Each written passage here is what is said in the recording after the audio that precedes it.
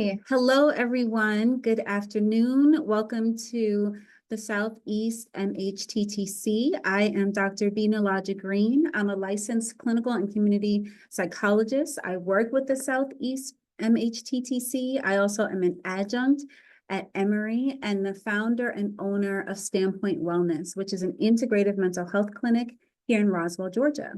I am so pleased to be with you today and over the next couple of weeks where we'll be talking about CBT from a foundational perspective. Today, we're really kind of just laying the groundwork for what CBT is, how CBT looks in the room, and the kinds of techniques that you'll use, whether or not you are working with clients who might be experiencing depression, anxiety, rumination, even psychotic thoughts. CBT has been shown, or cognitive behavioral therapy, CBT for short, has been shown to be effective across a variety of experiences of psychological distress and psychological disorder.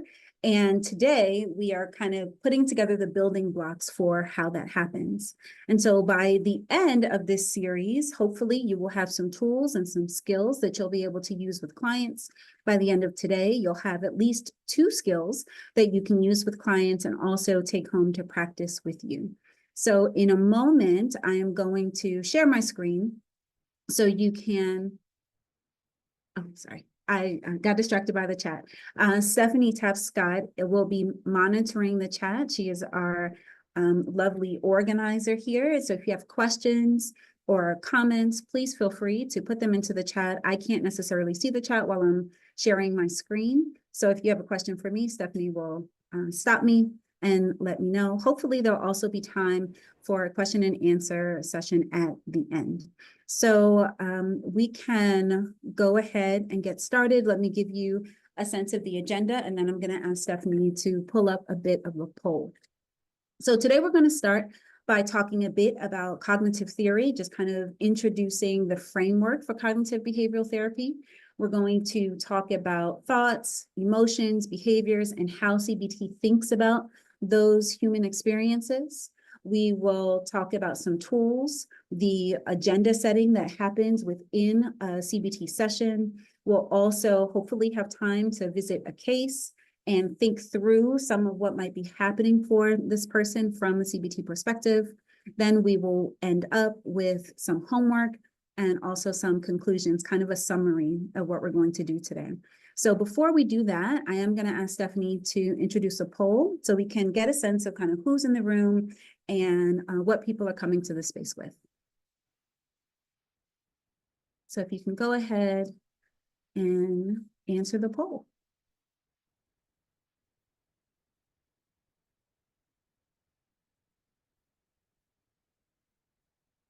Okay. So everyone has some, oh, well, not everyone. So we have limited experience with CBT, some formal training. All right, it doesn't look like we have any CBT newbies or experts. Limited, okay. Okay. A good bit of us find the techniques helpful. So for some of us, it's right how you like to work. Okay, CBT works for many of my clients.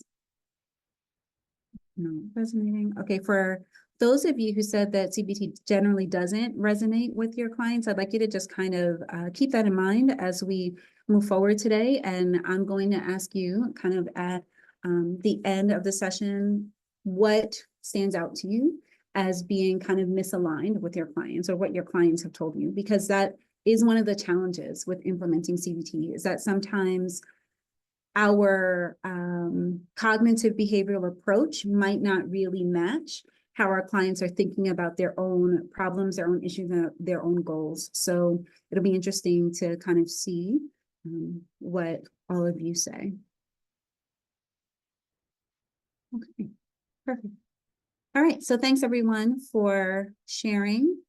And we have a sense of who's in the room. I'm going to share my screen and we will get started.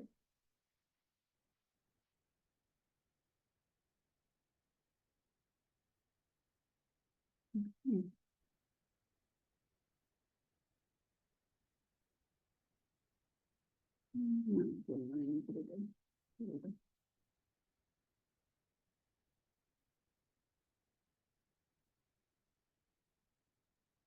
Okay.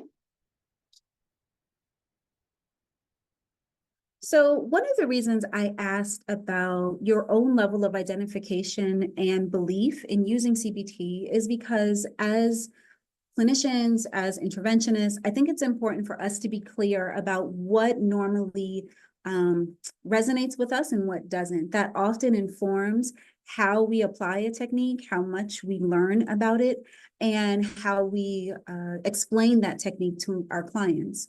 So I think it's important for us to just be clear about where we're starting from. Do we normally think about barriers to recovery being connected to how clients think about what has happened to them? Do we normally think about barriers to recovery as being a part of the kind of misprocessing or lack of processing of emotions? Where do we think about how a person gets ill and how they get to recovery? Having that in mind can really help you think about your values and your own perspective when it comes to thinking about healing and behavioral change and how you think about recovery. For some of us, CBT is a very natural way of engaging with help and healing. For others of us, it's a bit more of a stretch.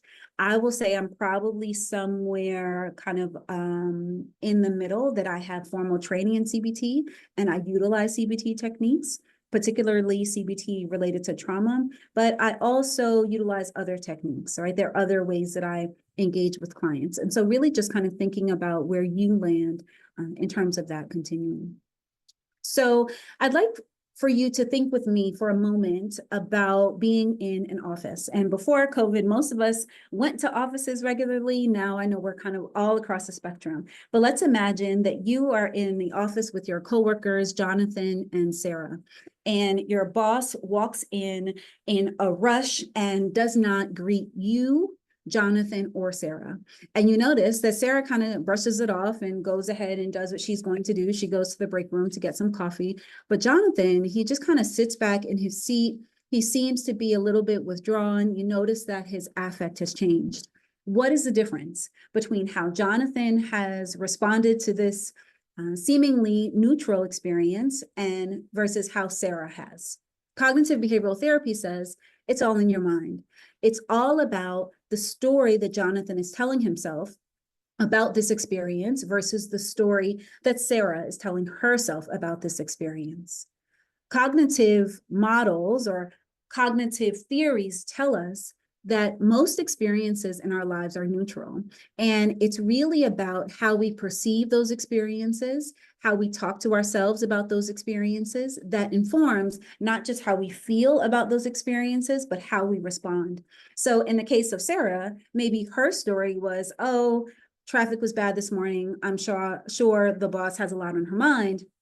And so she went to get coffee. She didn't personalize it. She didn't really think very much about it.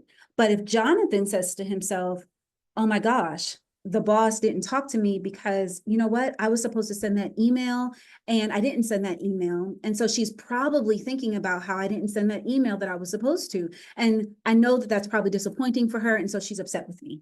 So now Jonathan's response to the boss's actions comes from a place of his story. He might be feeling disappointed. He might be feeling irritated. He might be feeling sad. Sarah might be feeling completely neutral. She may have moved on. And so cognitive theories tell us that if we are able to intervene at the thought level with our clients, then we can shift how they respond emotionally, which means we can shift or help them shift how they respond behaviorally to any given situation in their lives. Experiences are neutral, but the thoughts, the story that we tell ourselves about those experiences are not. And in cognitive behavioral therapy, those stories are called automatic thoughts. Automatic thoughts are those thoughts, they're kind of reflex thoughts, right? They're the perceptions that come up outside of our awareness, which is why they are referred to as being automatic.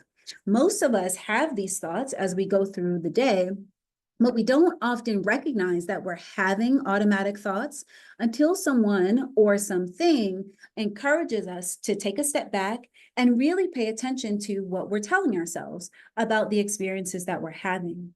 Automatic thoughts often, it takes us a while to get to what they are because they are happening outside of our conscious awareness. And so the role of the CBT clinician is to help clients to step back from their thoughts, and in stepping back from their thoughts, to help them cultivate an attitude of observation. When we are able to observe what we're thinking, we are actually far less likely to be identified with that. We are far less likely to be attached. And if we're less identified and less attached to the thoughts that we have, then we have some leeway, we have some ability to challenge those thoughts if we need to.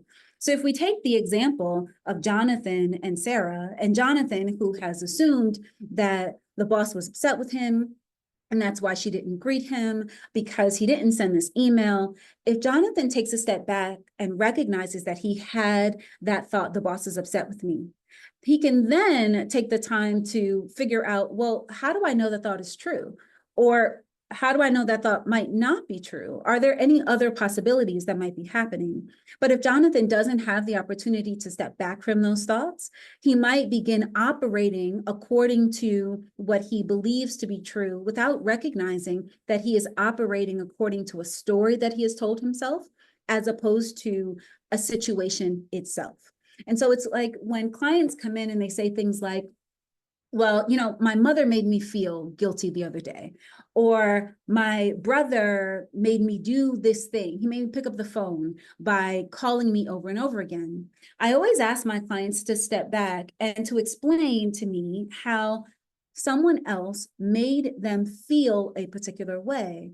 And often when we unpack that, we recognize that, yes, a person acted in a particular way, and the client felt emotions. And while those things were correlated, there was something that happened in between that really was responsible for that emotional experience within the client.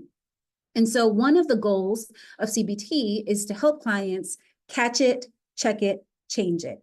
Catch what their thoughts are, check the validity of their thoughts, and change those thoughts if necessary. Automatic thoughts can be triggered by external experiences, but also by internal experiences. And so external experiences, the boss comes in, doesn't say anything. We have the automatic thought and the responses. But there are also internal experiences, internal triggers. So imagine that it's Monday morning, you are driving on 7585, or you're somewhere on 20, and you notice that your heart starts beating fast. And you say to yourself, oh my gosh, my heart is beating fast. What might that mean? Am I having a panic attack? Is this the beginning of something being wrong with my heart? The other day when I was on the treadmill, I noticed that my heart was beating fast too.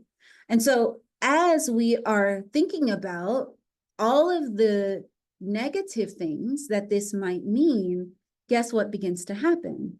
Oh, well, we might notice that we're breathing in a way that is more shallow, which can feel a little bit like hyperventilating. And we might say to ourselves, you know what, I deal a lot with clients who have anxiety and they have panic attacks that have very similar symptoms. So now my heart is beating fast and my breath is a bit more shallow. And if my breath is a bit more shallow, I might start to feel a little bit lightheaded. And in feeling lightheaded, right, I start to draw more conclusions about what's happening. So physiologically speaking, I had one experience.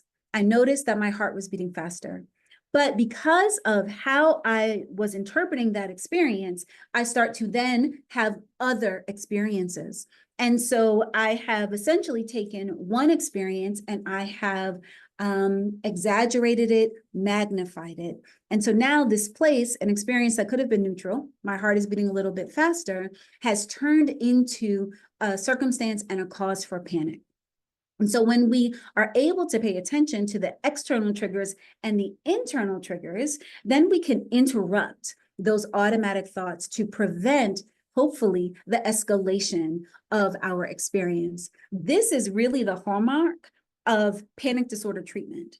Panic disorder treatment is really about helping clients to recognize the ways in which they have more control over their physiological symptoms than they might recognize. And that control lies in the narrative, the stories that they're telling themselves about their physiological experiences. So I thought we would take a moment to think about our own automatic thoughts. And so if you are able to get a piece of paper, I know I'm a little bit old school, something to write on and something to write with, or if you have something to type on, I'd like us to just kind of take a moment to think about our own automatic thoughts. And I am going to ask you to drop your reactions into the chat. I'm going to list 5 different situations. And I don't want you to think about it too much, but I want you to write down the first thought that comes to you. And I'm actually going to kind of stop sharing for a moment. All right. So first thought, or the first situation, it's Monday morning and you hit traffic. What is your first thought?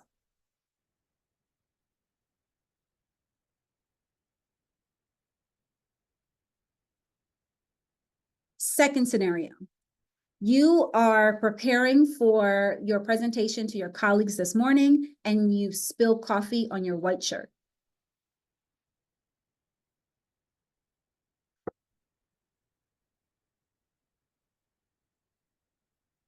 Third situation, you are driving, you're on your way somewhere, and you look down at your phone and notice that your ex-romantic partner is calling you. First thought.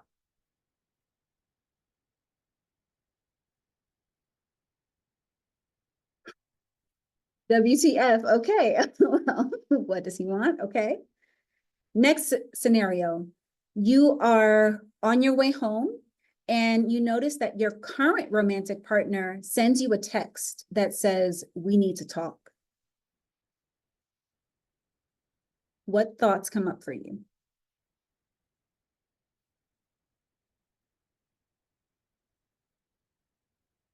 What's wrong? Are we ending this? Perfect. Let's talk. And then the last scenario, you notice that when you open your calendar, that your supervisor has put an unexpected one-to-one on your calendar.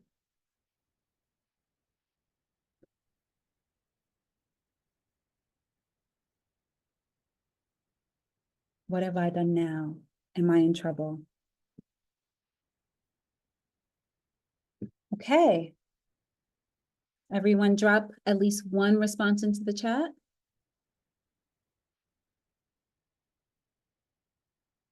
So if you notice and you take a look at the majority of the responses, most of them are leaning towards negativity.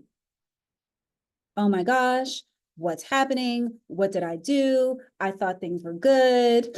Gosh, he knows my paperwork is late. WTF? What's wrong?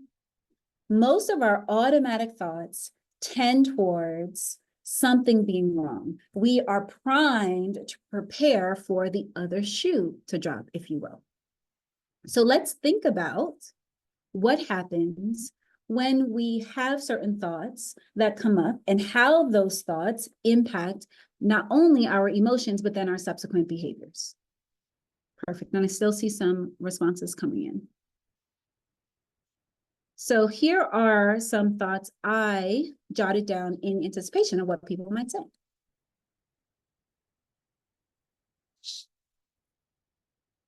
Okay, we'll talk about that in a second. So Monday morning traffic. This is a terrible start to the week. I should have known this was going to happen to me. And we'll talk about the third one in a second. This is a terrible start to the week.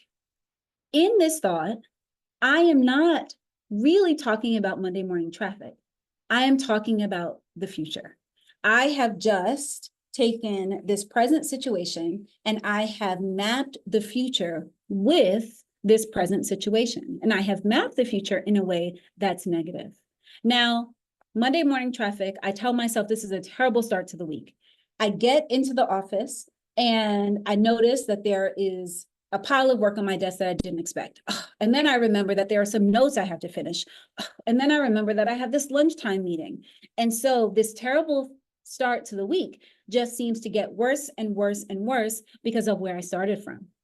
I should have known this was going to happen to me. Now I'm taking responsibility for Monday morning traffic, not taking into account that it's Monday morning. And on Monday mornings, there might be accidents, there might be more trucks on the road, other things that are outside of my control.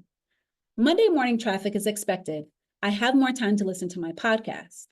This is an example of a thought that might actually be relatively neutral. And so my emotional responses to it might also be neutral, or might also give me the opportunity to choose how I want to respond to Monday morning traffic. I have this podcast that I've been listening to. Now I have a bit more time. Your ex-partner calls you. Here we go with more drama. What does this person want? What am I setting up? If I am actually going to pick up the phone, what is the attitude with which I am picking up the phone?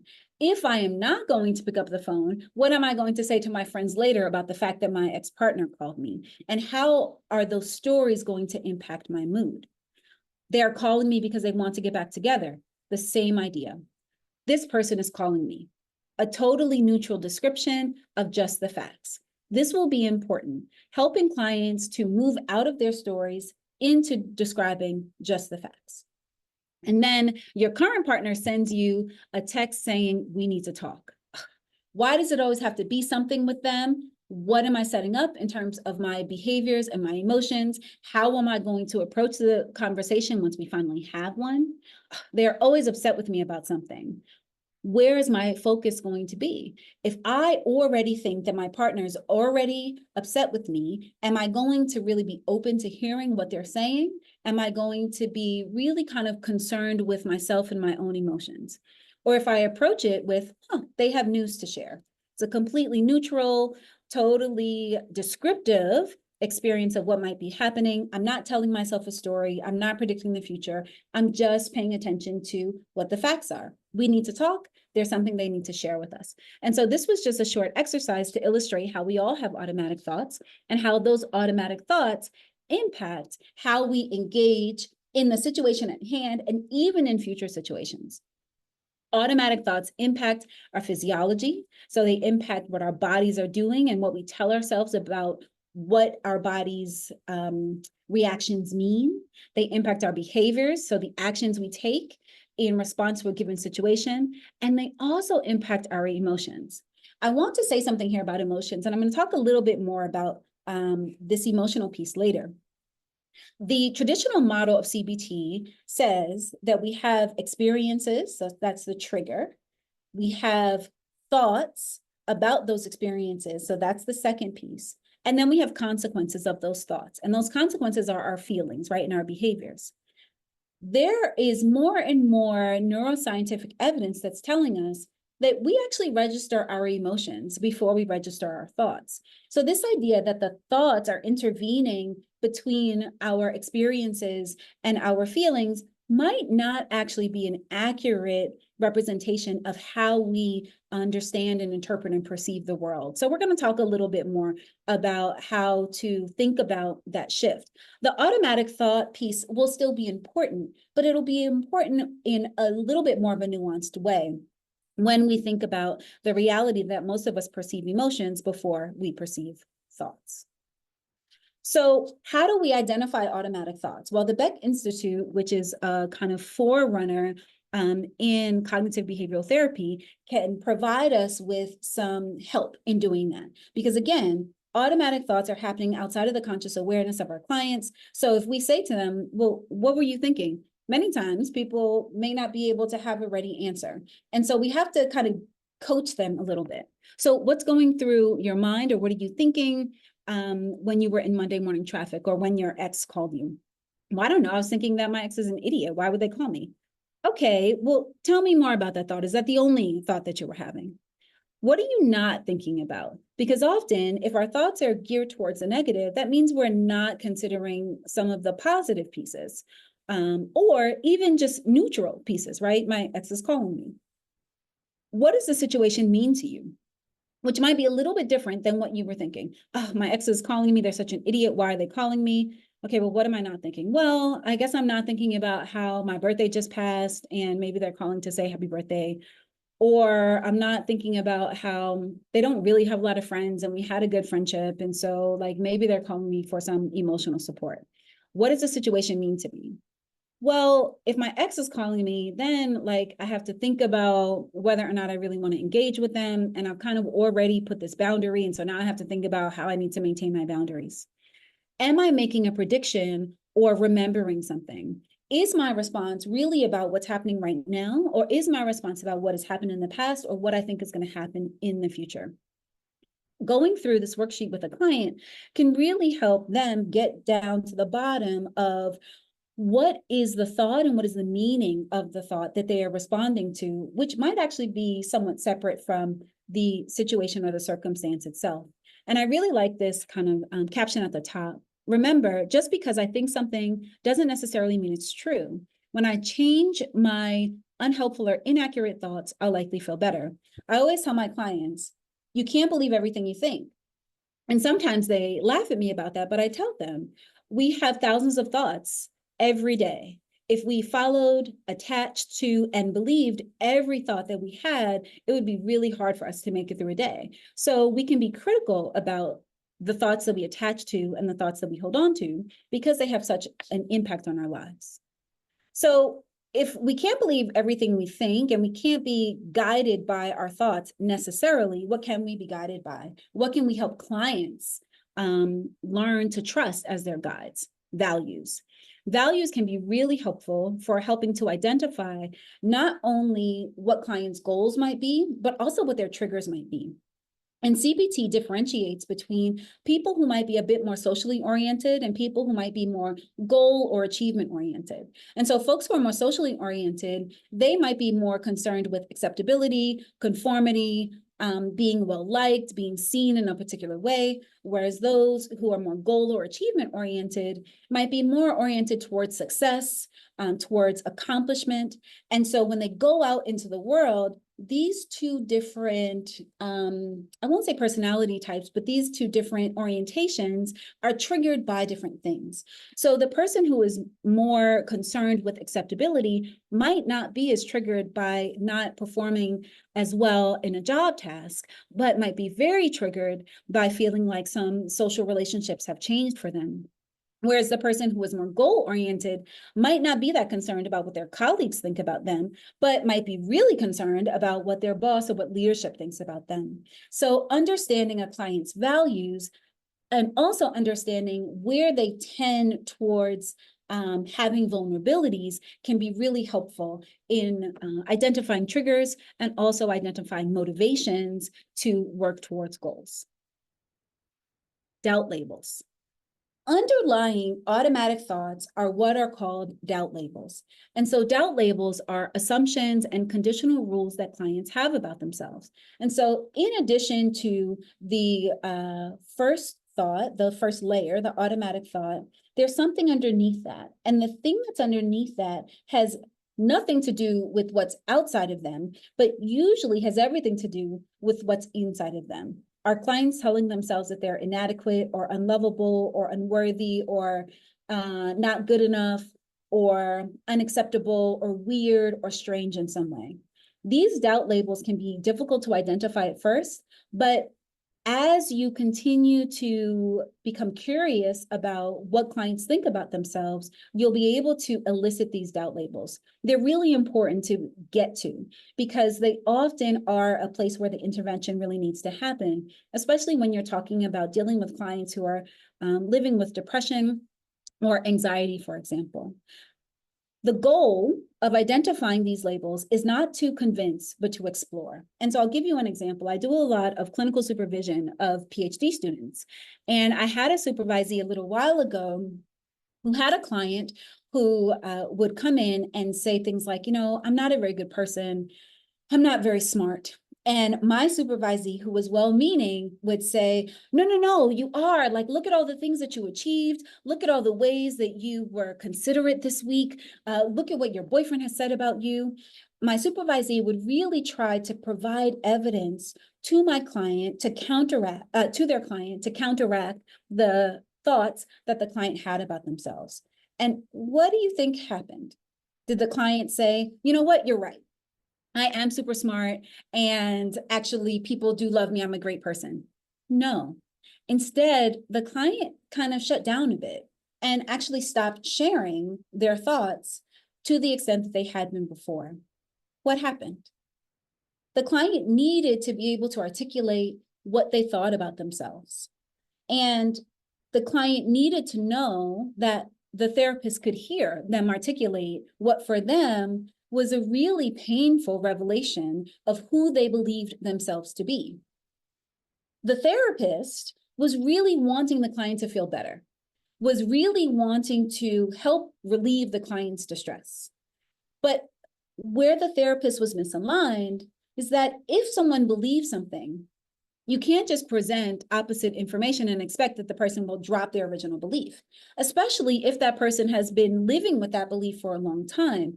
You can look at our political climate and see how effective that is or isn't. People, if they're going to change their minds about things, often need to have the opportunity to explore why they believe what they believe in the first place, and to come to an alternative or expanded view of themselves or of an issue. That is really what stays with people more than just presenting kind of challenging information. And so in my work with my supervisee, we talked about ways that the supervisee could approach the client from a place of curiosity. Tell me more about that. What does it mean to you to say that you're not smart? Well, what does that say about you? And well, what does that thing mean about you? And then what does that mean to you? Because what you're wanting to do is help the client become curious about their own experience and help them to develop their own sense of cognitive flexibility. You're not trying to convince. Instead, you are exploring. This can actually be harder to do than you might imagine, because often as therapists, we're not blank slates. We come in with our own ideas about things, and we often don't come in thinking, wow, yeah, our clients are stupid and they can't do anything. And so when we hear clients talk about themselves that way, we can see that that is painful for them, and that might also be painful for us to hear. And so it's important for us to be able to manage our own levels of distress and to create environments of curiosity. So we're not leading the witness, but instead we are allowing clients to develop their own expanded sense and view of themselves. Core beliefs. So we've kind of talked about automatic thoughts. And underneath the automatic thoughts, we have these doubt labels. And underneath those, we have core beliefs. And so core beliefs are kind of the foundation of these other thought experiences. And core beliefs often shape the meanings that clients attribute to a given situation, even more than the automatic thoughts. Core beliefs really inform how clients think about themselves, their relationships, life in general, and the world. And so core beliefs, this is really where we get to meaningfulness. What kinds of meanings are clients attributing to their experiences, to themselves, to other people, to the world?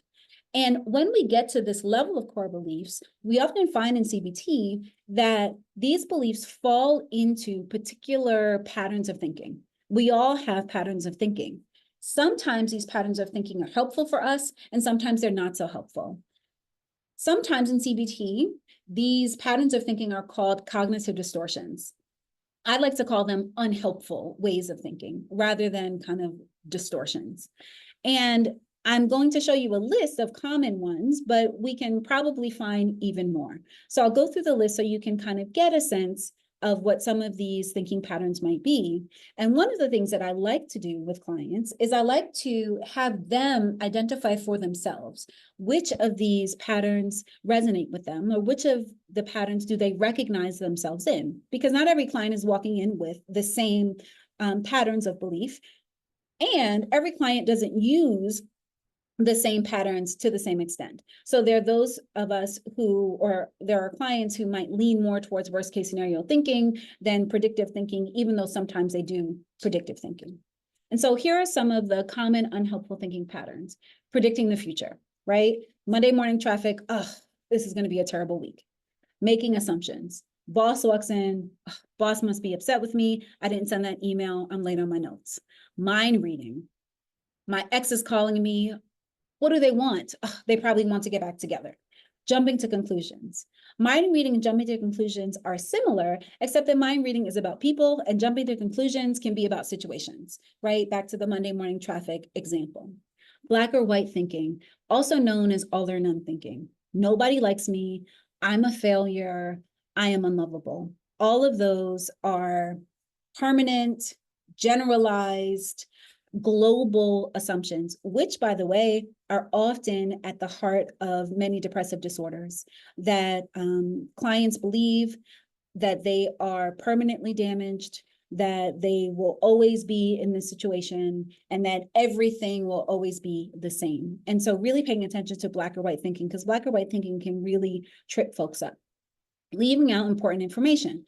I'm only paying attention to this particular piece of the story. And usually the piece of the story that I'm paying attention to is the piece that feels scary or is most anxiety provoking, or in the case of folks who might be depressed, the kind of saddest part.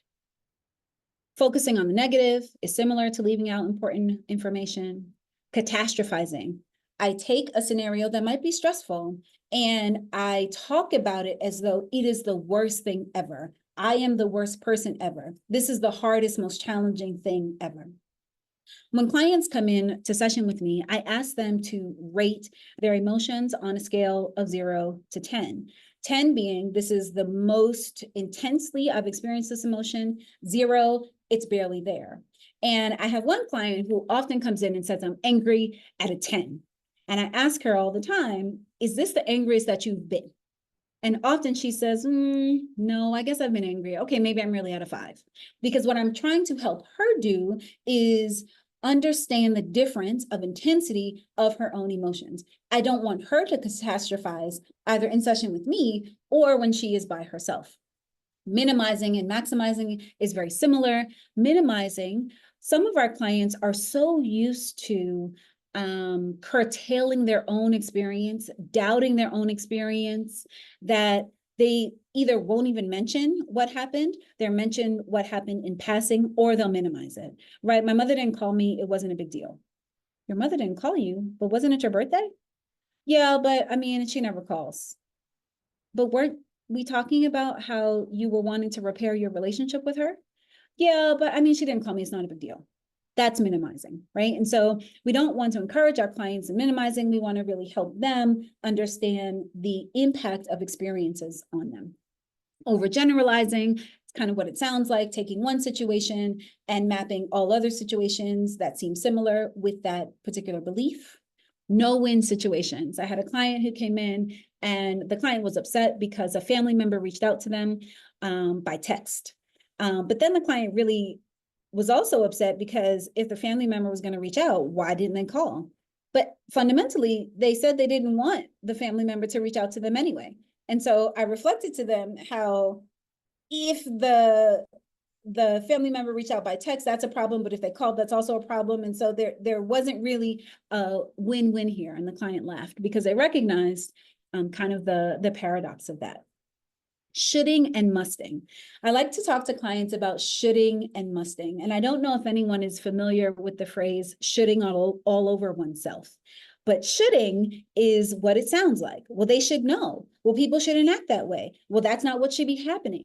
Or people must know this, or they must do that. And often with shoulding and musting, we're doing a couple of things. One, we are often imposing our own values and our own judgments onto a person or a situation. Two, shoulding and musting often takes us away from accepting what is. And so maybe this person should know what I want, but they don't. And so my job is to accept that this person doesn't know what I want. And if that person doesn't know what I want, then perhaps I have some responsibility here to say what I want. And so whenever clients get into the shoulding and the musting, it's important for us to help them identify, well, if you weren't saying this person should know, what would you be saying, right? Can we replace should with prefer? I would prefer that, or I want, or I need. Can we move away from should and must into acceptance? And confirmation bias. Confirmation bias is focusing on the evidence that supports what you already believe about something. And it's very similar to leaving out important information or focusing only on one part. So these are some of the most common unhelpful thinking patterns that we often find at the level of core beliefs when it comes to some of the unhelpful ways that clients might be thinking about themselves, relationships, and their lives. So where does this stuff come from? Clients don't just make this stuff up. It's not just intrapsychic processes that are responsible for these core beliefs. In fact, these core beliefs are informed by a lot of different experiences, including sociocultural messages about traits, abilities, and values, experiences that they have had, or even experiences that they've been exposed to, traumatic experiences. Beyond the doubt labels and values, it's important for us to pay attention to which of these experiences have been most impactful for clients, and ways to get at that is to ask, when did you first start thinking of yourself this way? Or are there particular memories that are associated with feeling this way or thinking about this? I do a lot of EMDR. I'm a trauma therapist.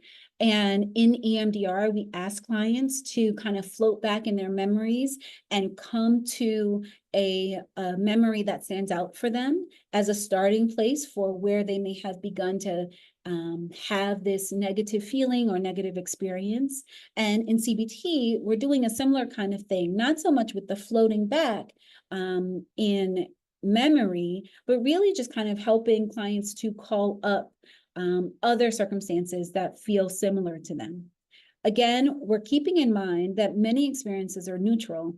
And so the experience is important, but even more important is the meaning that the client has attached to that particular experience. And so these shaping experiences also are caregiver environments and attitudes, right? Who raised the clients. Also developmental milestones, which I don't know that people often think about, right? When did a client learn how to walk or talk or read? Were these milestones kind of on time? Were they delayed? And were there any impacts of that delay?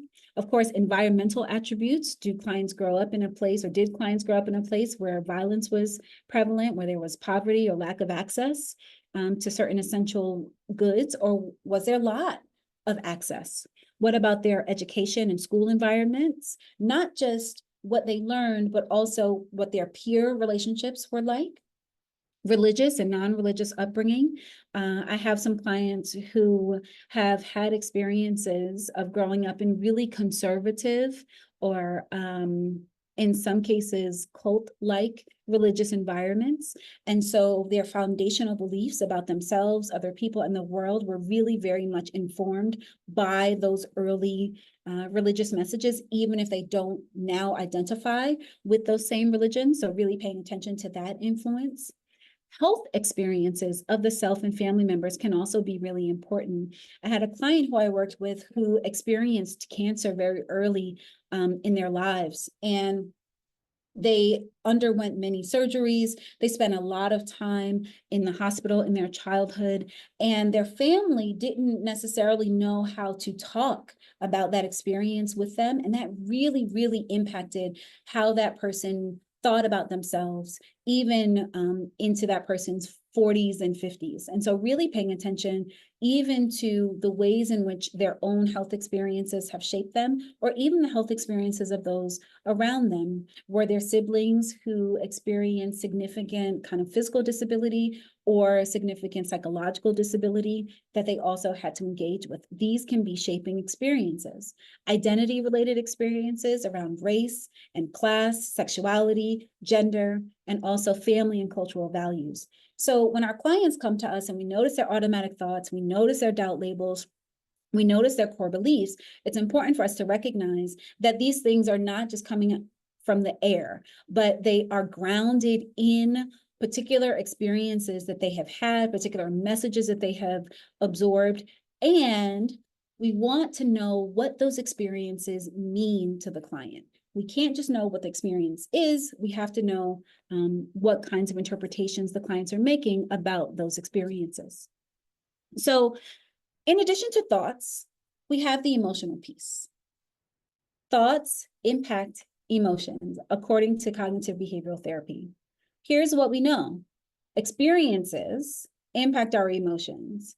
And most human beings actually are interpreting the emotions that we are experiencing. Most of our behaviors and decisions are shaped by emotions. Even for those of us who say, no, let's take emotion out of it and let's just focus on logic, doesn't matter. The majority of human behavior is still shaped by emotion. Thoughts impact our emotions, but emotions also very much impact our thoughts. And so here is where it might be important for us to think about the nuance of automatic thoughts. If it isn't necessarily that automatic thoughts are the intermediary between our experiences and our emotions, if emotions are most often the intermediary, then automatic thoughts are important because they are actually connected to what we imagine and experience means. There's a researcher out of Northwestern, Dr. Lisa Barrett Feldman, and she talks about how emotions are actually predictive. They're anticipatory responses, that rather than our emotions being a representation of what is actually happening in the world, our emotions are constructed. They are related to categories that we already have in our minds. So what does that mean? We might go on a roller coaster and have this experience of the heart is beating fast and we have butterflies in our stomach.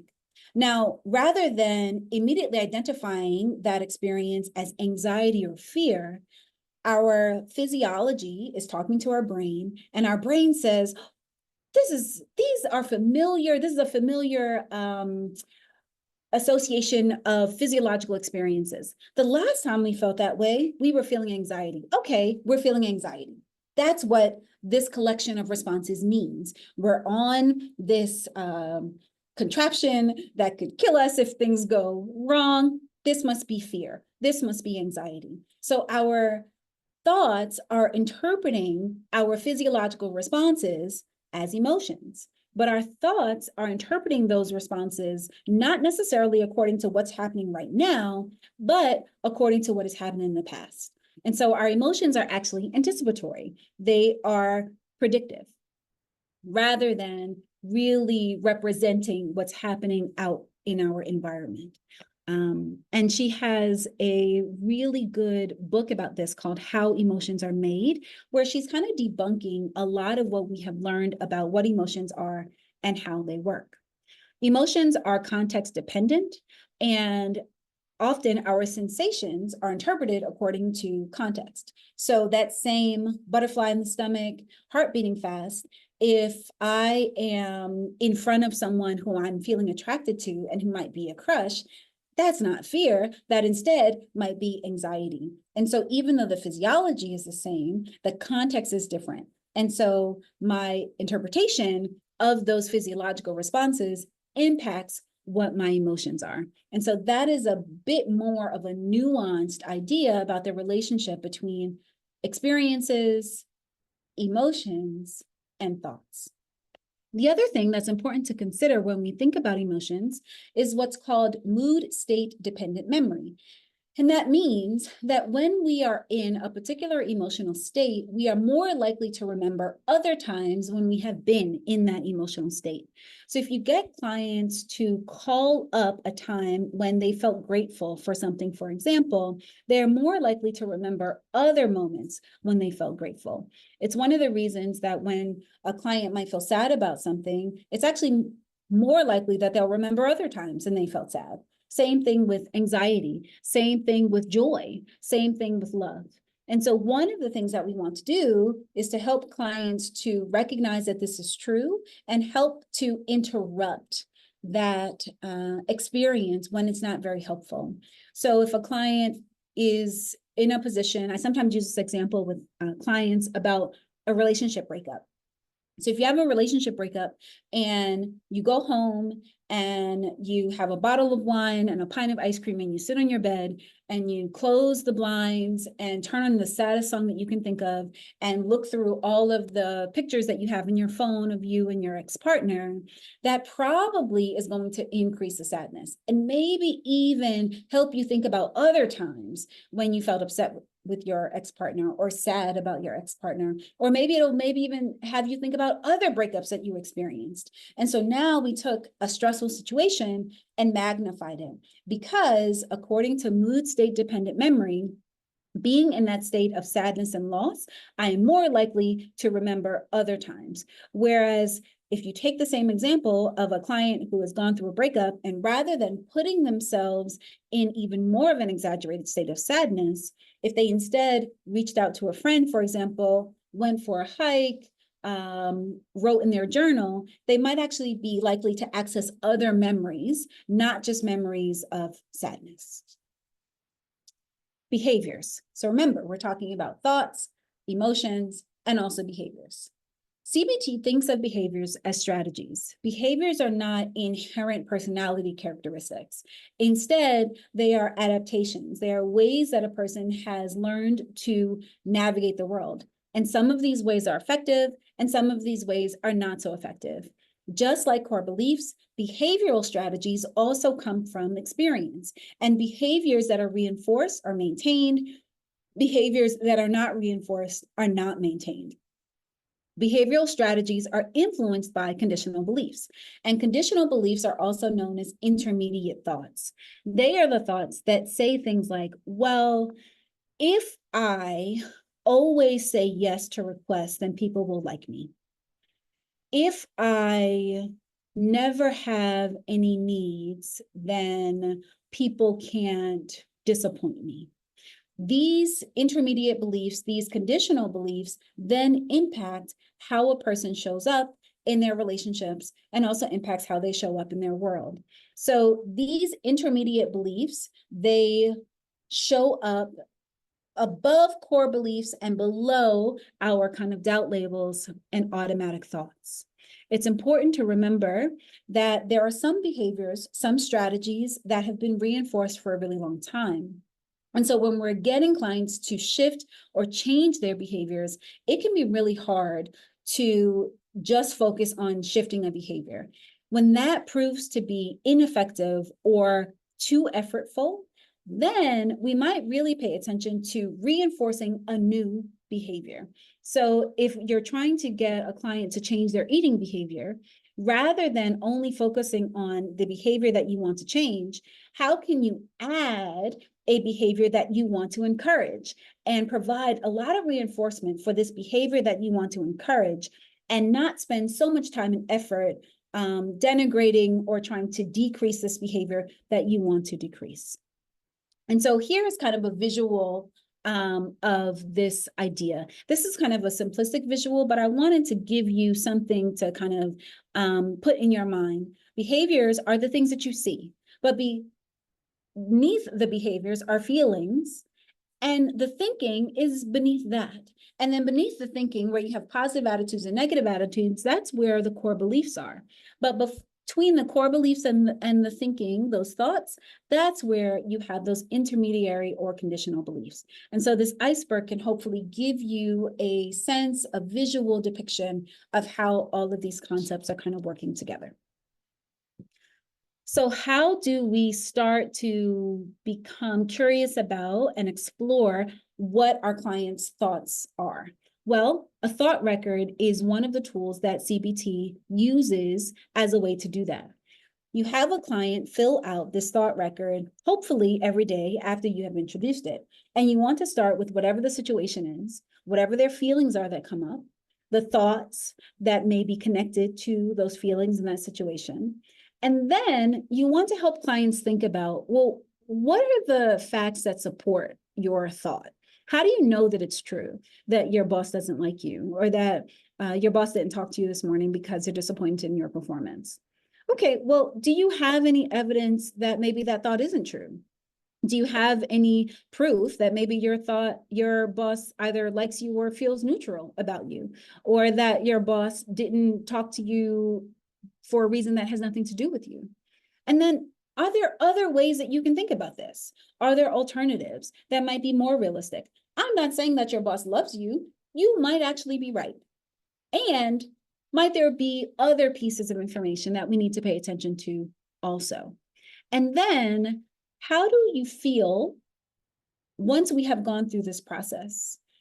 What has changed in terms of not only what you think, but how intensely you are experiencing your emotions? And so the thought record is a really helpful tool for helping clients practice paying attention to what their thoughts are. So we're identifying the automatic thoughts, we're identifying the emotions that are connected to those thoughts, we're identifying the ways in which those thoughts are helpful or unhelpful, true or not true. We're practicing cognitive flexibility because we're helping them to think about alternatives.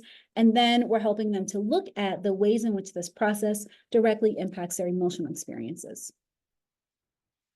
So how do we do all of this? Well, Socratic dialogue. Socratic dialogue is a central technique in cognitive behavioral therapy. And within your handouts, you have access to this YouTube video. It's really short. It's about 3 minutes long, and it's an example of a therapist who is guiding a client through the process of Socratic dialogue. Socratic dialogue, mostly open-ended questions. It's not challenging, but you are wanting to uncover like what the underlying beliefs are. So there is a bit of pushing. Well, okay, well, what does that mean to you? Well, what if that is true? Well, what if that isn't true? Well, is there something that you're not seeing?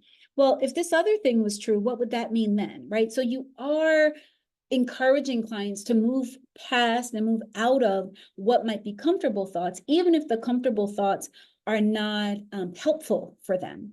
And so while you don't want to lead the witness, you do want to create an environment that is a bit challenging.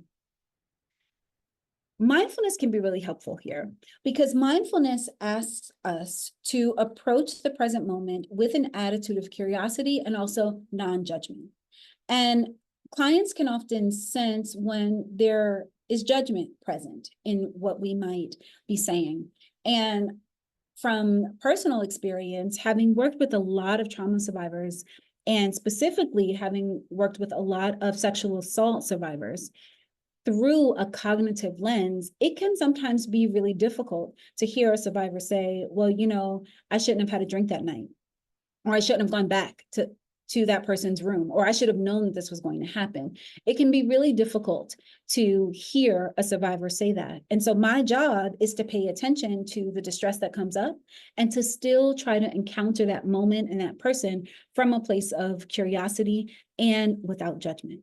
We want the client to ultimately challenge their own erroneous conclusions and assumptions and create more adaptive ones. We don't necessarily want the client to come to the same conclusions that we have.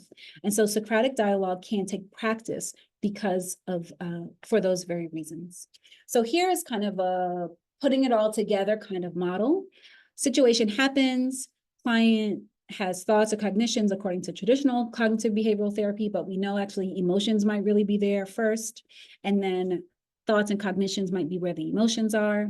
The client experiences physical symptoms and reactions, and that impacts their emotions, which also might impact their thoughts, which of course also might impact their physiological sensations. And then all of that impacts the behavior.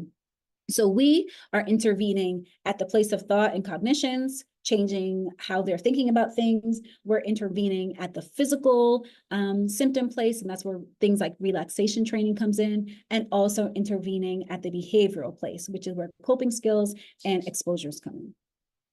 What does therapy look like? You want to set goals in therapy based on the problem list that the client, you and the client develop. Sessions are pretty structured. There is an agenda and there's homework. You want to check in with clients at the beginning. Sometimes you can use an objective measure like the Beck Depression Inventory, for example, or the PHQ-9, which is the Patient Health Questionnaire. I use a SUDS scale, 0 to 10. SUDS stands for Subjective Units of Distress, where you're really wanting clients to check in with how distressed they might be feeling or not.